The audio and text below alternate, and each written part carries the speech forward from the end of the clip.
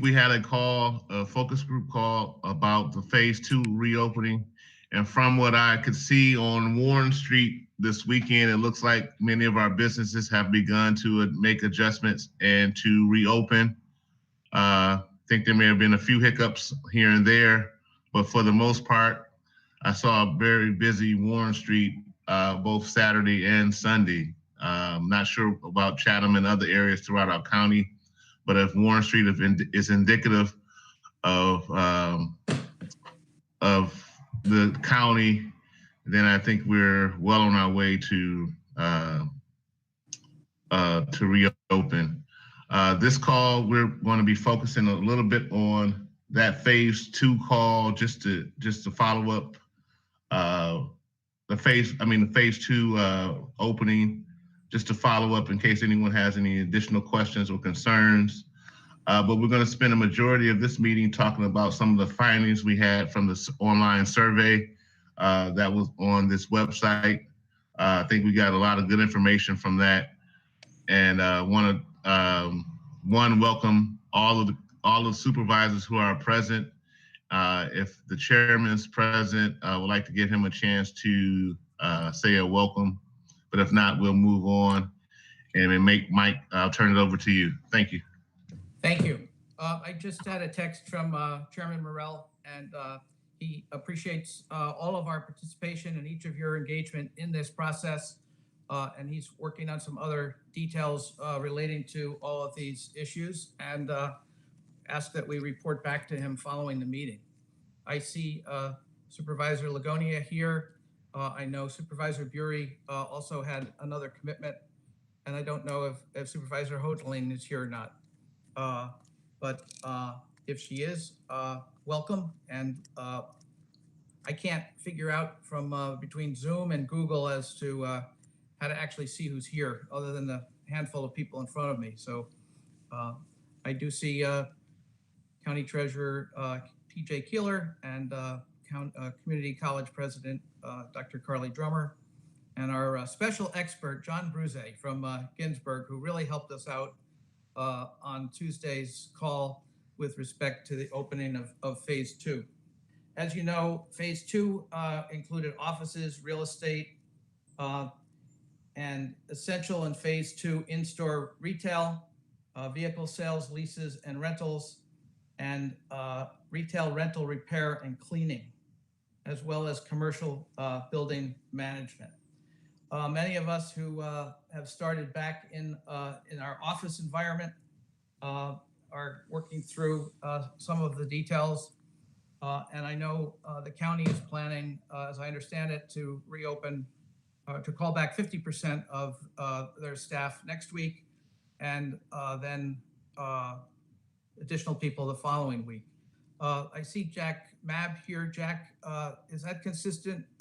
Is that the right information about the county reopening its offices? Well, you got Rob here too. He's the chairman of the committee, but I think okay. We have some employees back today. I believe on our building 325, it's Wednesday. They're kind of rolling it forward. And I think we're open for business with customers by appointment on Monday the 15th. Is that right, Rob? You're on mute, Rob. That is correct. Just employees are back this week, next week, the public. And between Supervisor Lagonia and Jack, and I don't know if Bill Black is here or not, but are there any updates from the county's public health or emergency management or Board of Supervisors perspective? Well, I think the update, the significant one for me, is that even though we have 402 positive cases in the county, well over 2/3 of those are nursing home related, either staff or residents. And so I think that I would not be incorrect in saying we have really done a good job of controlling community spread in the county.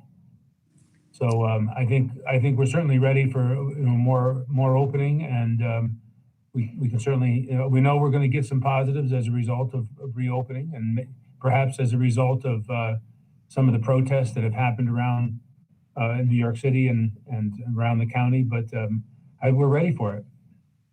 Great. Well, it's certainly been a tremendous effort on the part of the County Board of Supervisors, your department, emergency management, and many other county agencies and offices.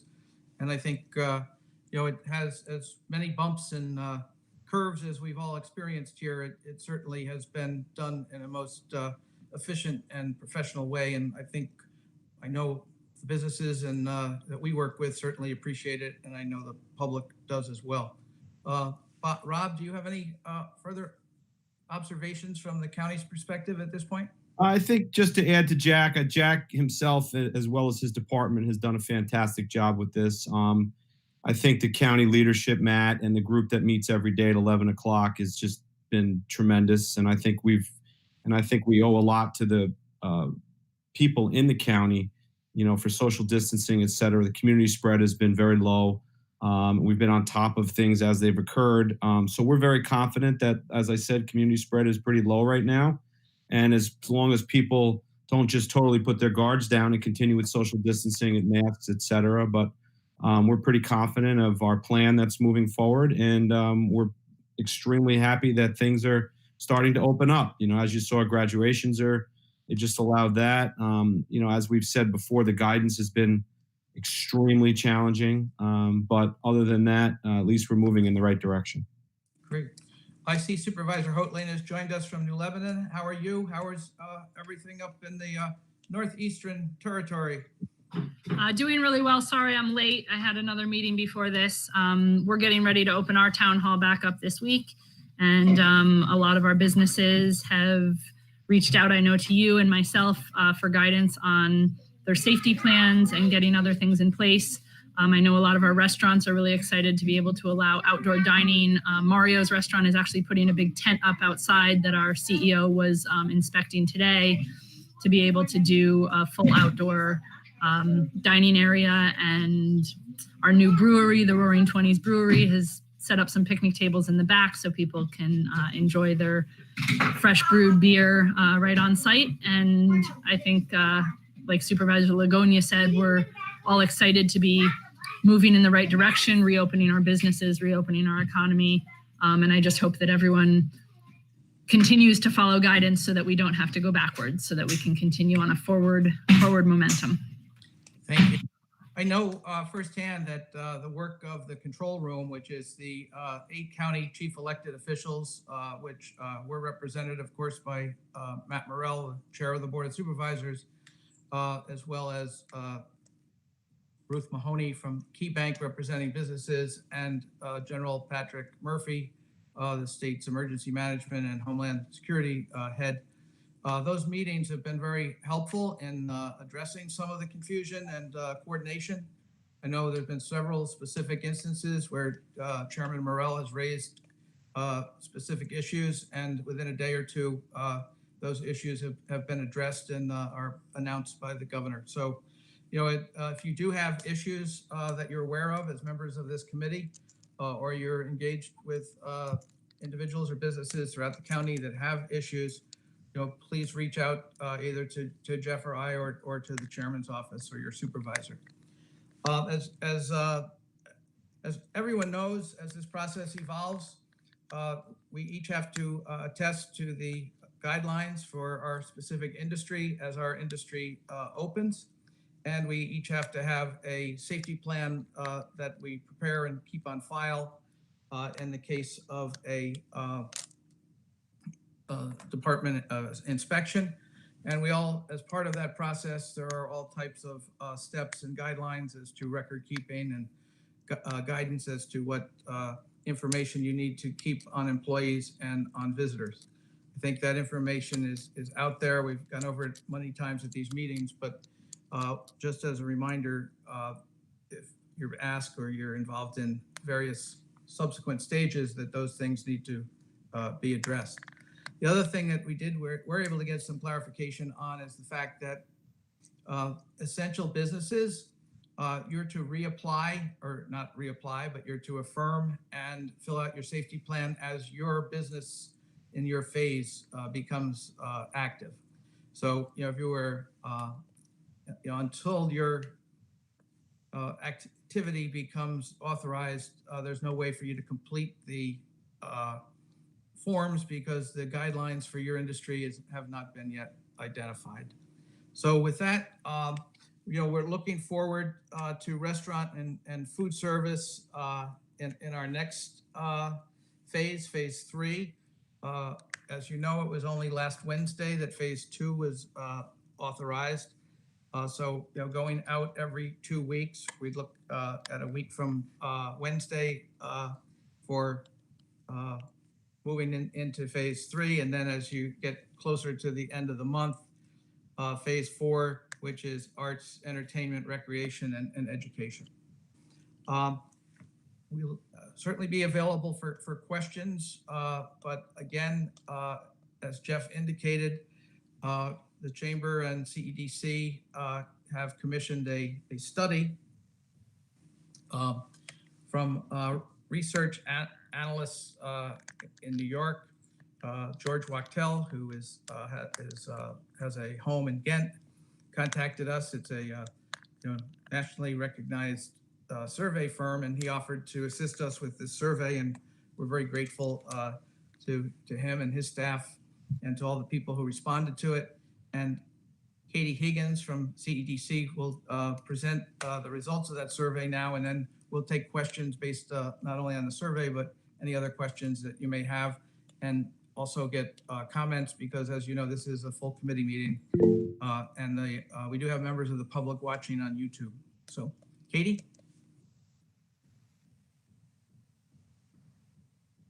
We can't hear you. I think you're on mute. All right. Usually I'm pretty good about that. Just saying hi, everyone. I'm going to share my screen to go through some of the results. As Mike mentioned, this was largely helped by George and his team at Audience Research and Analysis.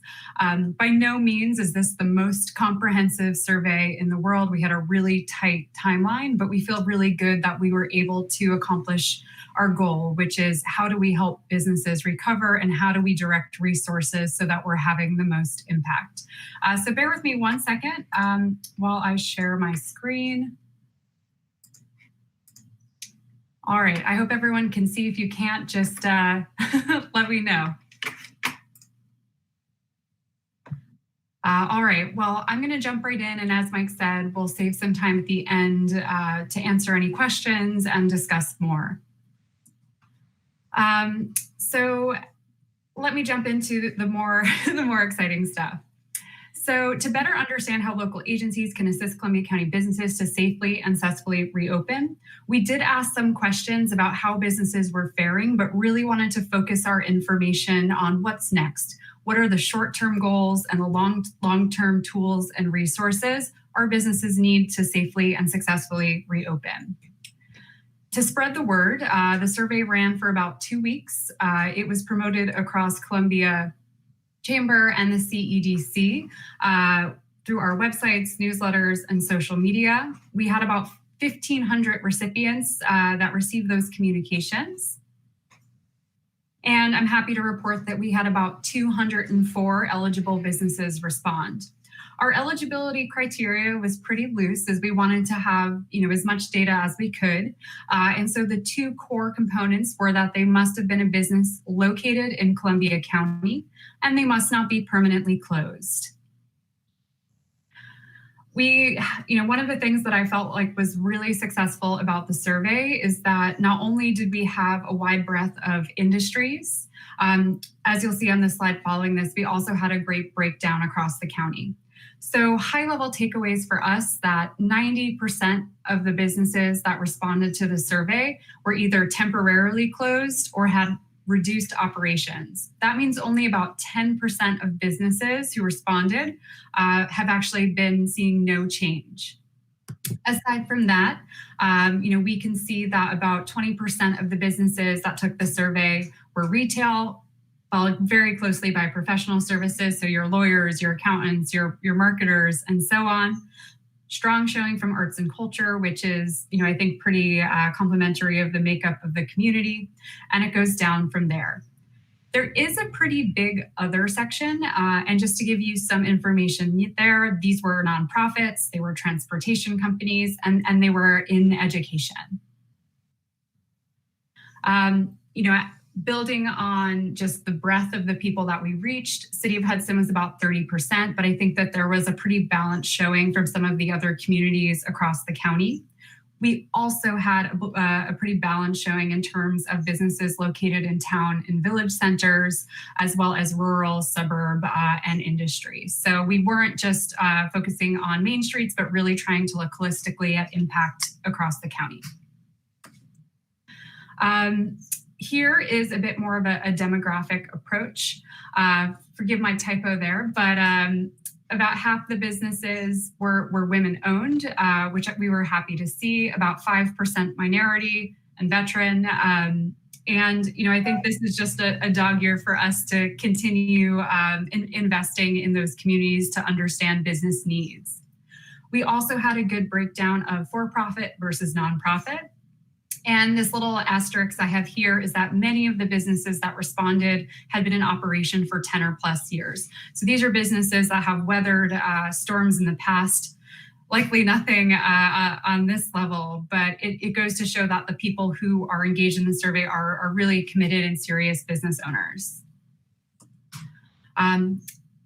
We'll now go into business impact. When we were looking at the data, again, we really wanted to focus on needs, but just some background information here to understand how businesses have been doing so far. About 74% lost business. We think that number, the estimated loss of business was about 74%.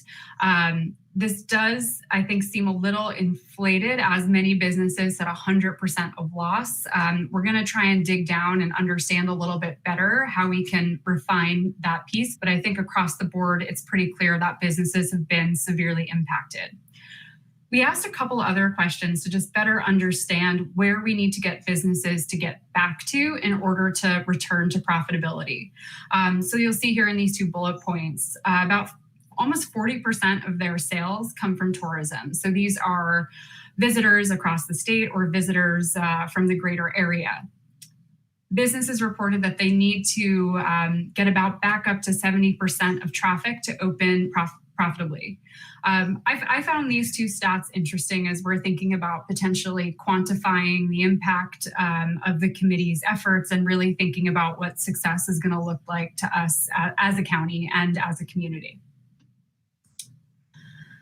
We also just wanted to know how businesses were managing during this time. So we asked just a general question on what programs they had reached out to for economic relief. About 75% of the county had, or rather 75% of respondents. And as you've imagined, they applied towards the programs that have been most accessible. So PPP, EIDL loans, community loans, and other was some of the local grant and loan programs we've been doing through CEDC and similar. Here is just some quick stats about how businesses have been managing. So in terms of how businesses are adapting, the biggest ways that people were changing their services to manage through were curbside pickup, contactless service, as you might imagine. One of the notes I have here, again with an asterisk, is you can imagine that curbside and takeout had much higher numbers from restaurants and food industry. It was actually closer to 50% and 79% for curbside and takeout, respectively. The other, we had a pretty big showing, about 20% said other. When we dug into those numbers, it was people translating to virtual or online classes, offerings, tours, and so on. Okay, and we're gonna jump into business needs. So, as we're looking at all the things that we could potentially do as a committee and as a county, the goal of these questions is to really drill down into, well, what are the priorities? What are the can't miss and must invest in that we really need to think about moving forward? To kick us off, I will say that there is some good news that a lot of the ways that we've been thinking and a lot of the investments that we've already made so far are in line with what businesses actually need. So, we asked 3 questions. The first was, what are your challenges? What are your short-term needs? And then what are your long-term needs? So this first slide is specifically talking about the challenges businesses face to reopen. And do keep in mind, the survey did come out in mid-May. It was definitely a little bit of a different climate, and we've certainly made a lot of progress. But I think the responses we got still are aligned with the ways that we need to continue investing. So by and large, the biggest challenge businesses are facing is ability to cover expenses while operating at a reduced capacity.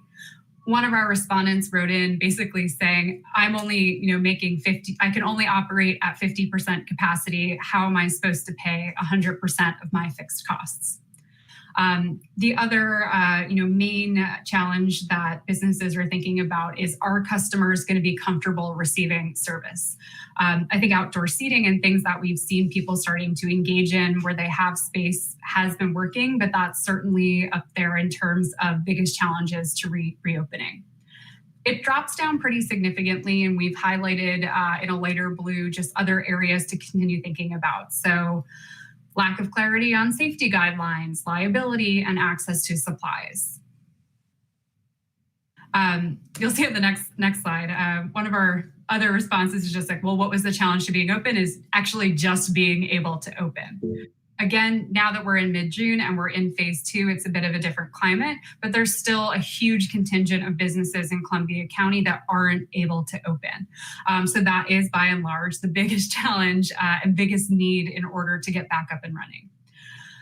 So if we're looking at short-term needs, these are like, if you could open tomorrow, what do you need in order to be successful and to feel safe for both your staff and your customers? The largest response that we got, and in terms of just how the survey worked, is people could check all that applies. So they didn't have to just pick one. But the biggest response that we got was centralized and up-to-date information on reopening, centralized and up-to-date information on best practices for cleaning and hygiene, access to safety equipment and supplies, and access to economic assistance. So loans, credit, grants, what have you, but ways to kind of manage through the next few months as many of our businesses are going to be operating at reduced capacity. Right under that is marketing and assistance, which we'll talk about a little bit later. This was interesting. We were thinking about what the long-term needs are. So, what's going to happen over the next few months as we're adapting to the new normal and we're making the guidelines work for us in a safe but effective way. Really thinking holistically about, what resilience is going to mean in our community and how we'll be better prepared to weather the storm next time. And so, the biggest responses that we saw there were encouraging residents and visitors to shop local. We saw this both in the actual survey responses and write-in answers. Anything that we can do as a county to encourage residents and people visiting to shop at businesses in their main street, their rural areas, and so on is just so vital to helping them get closer to that 70% number they need to stay profitable. The other area that businesses, need tools and resources as they're thinking about trying to continue on is expanding revenue streams. We've seen many businesses think creatively about takeout or curbside service or otherwise. This is just going to be something that, as business owners, diversifying revenue streams or just changing the approach to money coming in and out is going to be increasingly important. What I liked about this question as well is that, we kind of felt like it acted as a little bit of a checklist to really start thinking about what to be investing in as a business owner and thinking about all the time so that, you're never in a position as much as possible to be, to have to close when you don't need to. Along those lines is, parallel conversations we've been happening as we've pivoted from reaction to how we're going to move forward is workforce training. This is going to be alongside any long-term or short-term needs that businesses might have. As you can imagine, information on and informing staff on cleaning and safety best practices was number one by large, almost double any other response. I think we've done some great headway in terms of making templates available for creating your safety plan and making sure your business is best prepared. But the more we can do to centralize that information will go a long way, as out of 200 respondents, nearly half of them cited this as number one. Hope you're also following along. I know I'm talking a lot here, but these were some additional thoughts that stood out in terms of write-in answers. And I think actually even earlier in this conversation, we touched on them as well. So good to just reiterate them. Business owners want information on spaces available to rent. Many of them stated occupancy issues or bottlenecks within the physical layout of their store. So a lot of the write-in answers were centered on that information. Information on enforcement of guidelines. I know we've talked about this a lot, especially in the phase meetings, but how firm can business owners reasonably be to keep their employees safe, to keep other customers safe, and how can we enforce in a way that doesn't escalate confrontations and things like that?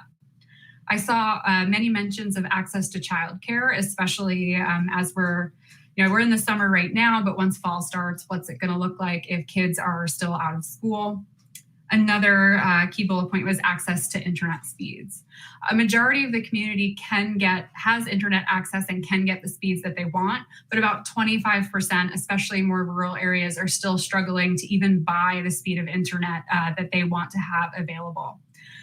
When we're thinking about delivery, contactless service, online stores, having access to the internet is just so crucial to being able to maintain business. The other area that I think is really interesting as we've all started to see businesses reopen and get creative with their spaces is changes to local zoning permits, SLA laws, et cetera. I think in the past, there's been times where there have been hurdles towards outdoor seating or what you can and can't serve, or if you can use your sidewalk space outside your place of business. I saw many respondents asking for leniency, and not just leniency, but encouraging businesses to utilize that space and be able to go through that process a little bit easier so that they can sustain and again, get closer to that 70% number they need to be profitable and stay in business. All right, so as we kind of started off this conversation, I made a mention that a lot of the work that we've been doing has been in line with the needs that business owners identified, both short-term and long-term. So we'll go through, what we've done so far and what we can continue investing in. And then, of course, open it up for discussion to hear from everyone. Does this meet your expectations? Where can we do better? So on. So as we're thinking about, what Columbia Comeback can do and what all of us can do to make the most of these meetings and continue to act as ambassadors to our local communities, we can continue to centralize, demystify, and communicate reopening guidelines. We can continue to direct businesses to Columbia Comeback and encourage them to sign up to newsletters. There was a pie chart earlier in the presentation that showed about only 5% of minority businesses responded. It would be great to have those numbers go up. Another asterisk we pointed out is that the majority of businesses that responded, about 68%, had been in business for 10 plus years. There's many new young businesses in Columbia County. We need to make sure that they're getting this information as well. We need to continue facilitate access to PPE and safety supplies and best practices. We've done a great amount of initial upfront effort here to identify supply chain channels and so on, but this is going to continue to be an area where the more that we can facilitate access and guidance to how business owners can get those materials, the easier, just one less thing for business owners to worry about. We also can continue to provide a channel for reopening questions. If anybody has a question or you don't know specifically how this impacts your business, email us at info@columbiacomeback.com. This is managed between CEDC and the Columbia Chamber, and we do our best to get in touch within 24 hours. Other things that we can keep doing: encourage local and visiting communities to support local businesses and to shop local, and to continue to facilitate economic assistance, whether it's through grant programs, loan programs, and other economic assistance. Really just always thinking about how we can help get more money on the streets, help keep more businesses open, et cetera. Excuse me. Here are just a list of resources that we've put together so far as we've been through this comeback journey together. The public can always attend Columbia Comeback meetings, both this full committee meeting, but also the individual phase meetings. All of the state level guidelines are centralized and we hope demystified on visitcolumbiacomeback.com. This includes the reopening tool to know if your business can open. This includes the business affirmation saying that you read and understand the guidelines.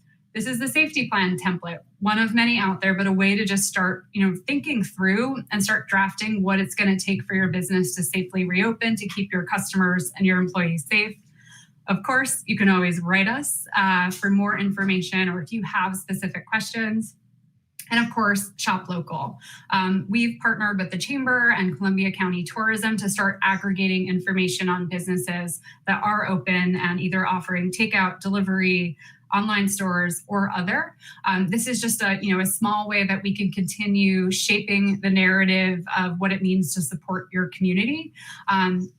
For business owners that are either watching or are connected to the people in this meeting, have them write tourism if their business is not listed in any of the categories that we're promoting, so that when we do additional promotion, they can be included. And I think that's it. So I will stop sharing my screen and turn it over to the committee to discuss.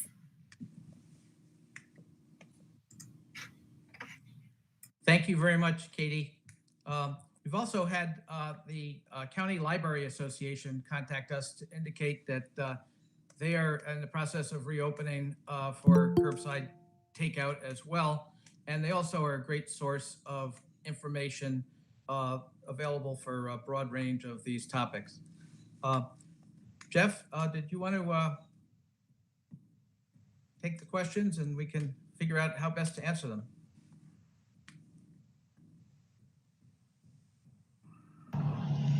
Sure. I think John Brucey asked, have we heard anything about youth sports activities?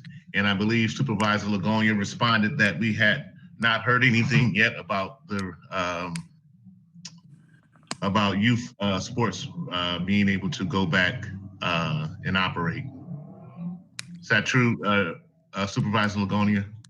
Yeah, we haven't received any guidance as of yet. Jack, I don't think. No, we haven't seen anything yet. And again, with sports, if you think about soccer, it's the one thing that comes to basketball too. When you play those games, you're all over each other. I don't know how you isolate kids in those cases. So it may be a long time in coming for those things to come back. I wanted to touch on one quick thing. Katie started to go there. As far as, like, as a matter of fact, Supervisor Hodling, I was helping out your code enforcement officer last night. We were going back and forth in reference to liquor licenses and in reference to using, whether it be your curb, whether it be the sidewalk, a tent. You have to get approval by the state liquor authority. You can't just go and do it. So, it all sounds great, close the streets and I completely understand and I understand how people are frustrated and want to do it, but you do have to put a plan together. You do have to submit it to them. And I don't know how long it will take for them to get back, but we do know that the state liquor authority has a lot of enforcement powers and they're using them. So somebody that just goes and does that could potentially have a problem. When you file for your original liquor license, it's an on-premise license, and you have to specifically designate the areas that are going to be serving liquor, and then they approve those areas. So if you're going to expand on that, they're not saying that they won't grant you access to that, but they do have to have that new plan in place. So, can I ask a clarifying question there, Supervisor Lagonia? So the executive order allows takeout of alcohol, so that can continue if somebody's doing pickup and they want to take wine to go or beer to go. But if you're outdoor dining, other than just selling it to them and they go away with it, then that's when you need to expand your liquor license? So if you have an on-premise license, you were always allowed to deliver beer. Beer was always allowed. You were allowed to give beer to go or deliver beer, but you weren't allowed to do that with alcohol or wine, which is sort of interesting. Wine you were, but wine was if you bought a bottle of wine in a restaurant, you had food with it, we were allowed to pack it back up and you could take the remainder home with you. But as far as expanding your footprint in your restaurant, you can't just do that and stick 20 tables outside and then serve alcohol. So, but you can still do the to-go through the executive order. They haven't changed that yet. Yes, as far as I know. Okay. Can I ask one other question on the sports? Jack Mab was talking about, soccer, basketball, and I totally understand. Do you think they might make a differentiation like baseball? I could see baseball operating without people being within 6 feet of each other, with the exception of, when they're on the plate, but then you can teach them a new way to play. Do you think they'll differentiate it all, or do you think it'll be sports are allowed or sports aren't allowed? I think they may differentiate, because I look at tennis. I mean, when two people play tennis, they're pretty far apart. Right. Some of the schools have looked at opening up their tennis courts for that. And baseball, it looks like Major League Baseball is going to try to make a comeback, at least a shortened season. So I do think it's possible that even with youth baseball, that they might make an exception with that. Okay, great. Because we opened our tennis already when they allowed that. I do have our little league saying, hey, do you think we're going to be able to play? And I said, we'll have to see. How do you keep the parents away? Yeah. I don't know how you do that. They got to have somebody to yell at. But they'll have masks on. I have a question about the outside dining, because I know one of the fears is the liability. So if someone consumes alcohol and they leave with it, who's going to be responsible for that? If they get in an accident or anything like that? Because I know that on my calls with other mayors, that's kind of been like the big warning.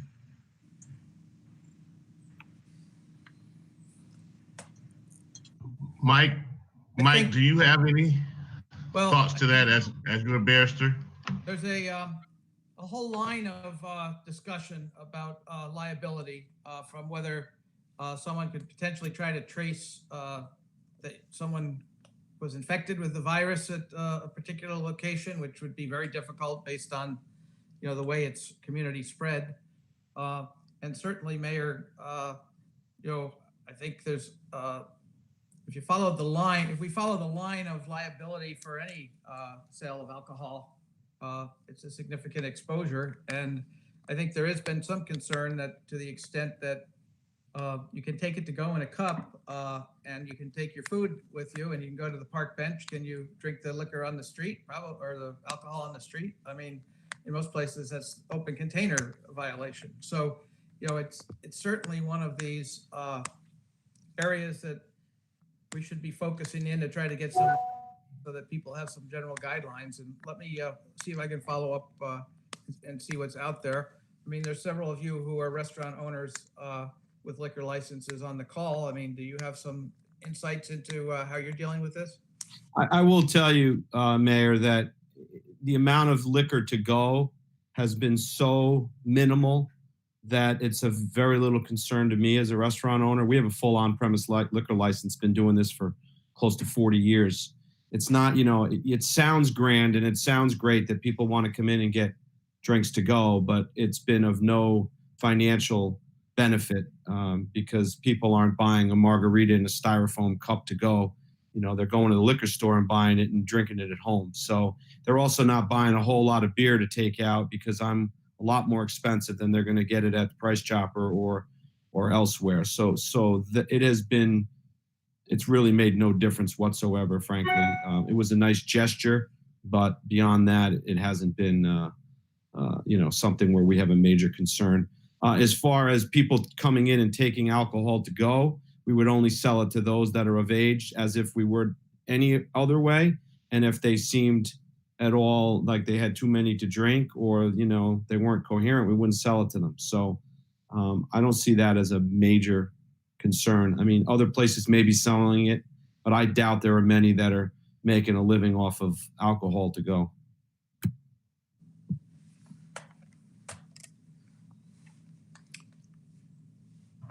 Are there any other questions related to the survey, related to phase 2 opening? Any questions or concerns? I know in the survey, and we do have resources here. We have Supervisor Lagonia, who's been responsible for procuring PPE equipment. I know that's been an ongoing concern, and we've had that question at least on 4 or 5 of these calls. So he's available for that. Are there any other questions related to today's discussion topic areas? Jeff, I have one more question. I did put it in the chat bar, but that slideshow, I usually send out notes right after the meeting. Is it possible to get that link emailed to me right away, or even put up on the chat box, or is it available on the CEDC website? Yeah, we Or can do come that. back with it? Katie, can you put it up, or we can at least email it to you momentarily? And we'll email it to the full committee. Awesome. Thank you very much. Just a point on PPE though, that's much more accessible, much easier to get. The prices have come way down from a month or so ago. So businesses that say they're having trouble getting it, maybe it might have been that way even 2 weeks ago, but it's much more available at this point. So, they should recheck whether it be Amazon or Walmart or wherever, if they're not buying large quantities, it is accessible. And I'd also like to put out there that we have a community member making what we call ear savers. So if you're a business where you have to wear a mask for long periods of time, instead of the mask hooking to your ears, it actually hooks to this ear saver. We just gave $250 to the county for county employees. She will make them for free, and she makes 20 out of one plastic folder that costs about 50 cents. So it's going to be much cheaper than anywhere else you can find it. So I'll put my email address in the chat box here, and if anybody wants those, we're happy to deliver them to you just for the cost of the materials. In addition, we have CEDC does have its rapid response loan program available. Businesses in business for 2 years or more with a credit score of the owner of 625, we can process within a week $15,000 rapid recovery loan. It's a 5-year note with a 3.75% coupon, and the first 6 months are interest deferred. So it's really a 66-month note. So if you have businesses that are established, we'd be happy to assist. We're also continuing to monitor the federal and other state programs that may become available over time. We also at CEDC received a $10,000 contribution today from the Hudson River Bank and Trust Foundation to assist the county with purchasing some additional testing, and we're coordinating that through the county later this afternoon. So there are a number of groups out there who have been helpful in providing funding as a charitable contribution, either directly to the county or through CEDC. I had one question, if I could, just to jump in. I know the survey had a lot of information. I've shared it with Mike, and we'll be posting it on Columbia Comeback as well. But in terms of businesses identifying their top line needs, so centralized info on reopening guidelines, information on best practices for cleaning, access to supplies, and access to economic assistance. Is there anything else outside of the resources we've shared that, we want to discuss or think about to help find solutions here? Or just to open up that, to say, is there anything else, we have an opportunity to think about a little bit more?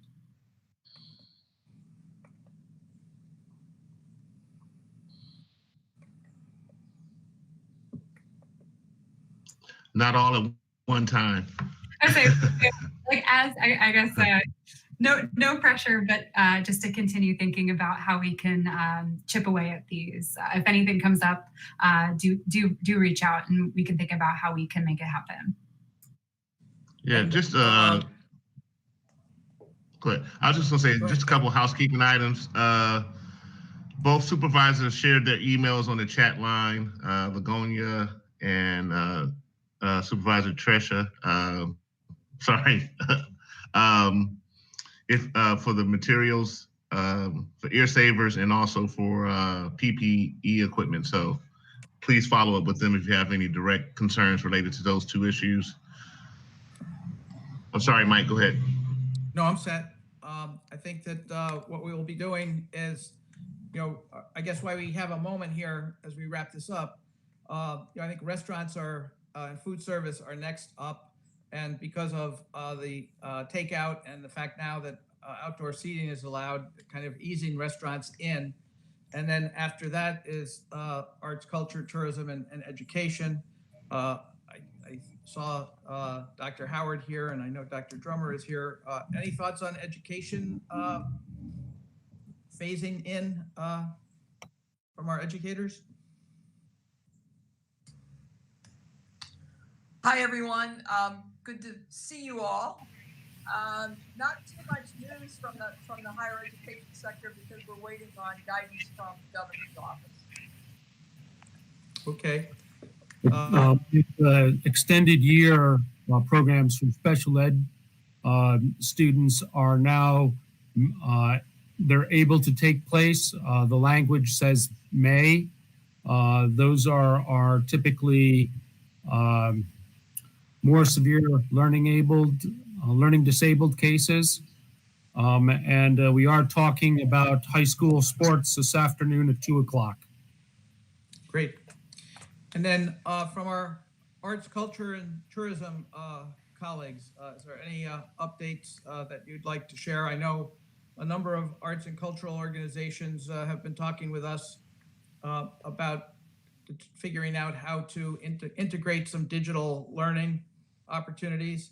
One of the things we're looking at is perhaps almost a sampling day or maybe 2 half days where different organizations in the arts and cultural arena would put together a program that would be almost like a virtual introduction to their organizations and to their activities and the history of what they do, and perhaps some performances or sharing of art, depending on what type of organization they are. And that could be used during the summer, or could be repackaged as I hate to say filler, but additional educational exposure. Perhaps that's a better way of putting it in the fall. Jeff, if unless there's anyone on the committee who has anything they'd like to add, I guess what we'll be doing next is a focus group in another week or so in advance of opening up of restaurants. And then 2 weeks from today, another full committee meeting. And in the meantime, those of you who are watching on YouTube, please, again, feel free to contact us at info@columbiacomeback.com or contact the chamber or CEDC or your local supervisor. Jeff, anything from your end to wrap this up? I think you're on mute. Go to Columbia. Oh, there it is. Go to ColumbiaComeback.com for any additional information. Again, we're going to be doing something ahead of our phase 3 reopening, as Mike just said. But just want to thank everyone for their time today. I know everyone is busy trying to get back and understand the processes a little bit more. And I hope that we're able to be a resource for you. Just want to thank you for your time. And again, on behalf of Matt Morrell, the chair of the Board of Supervisors, I want to thank all of you for agreeing to serve on this committee and your continued participation. Have a great day. Thank you all. Bye-bye.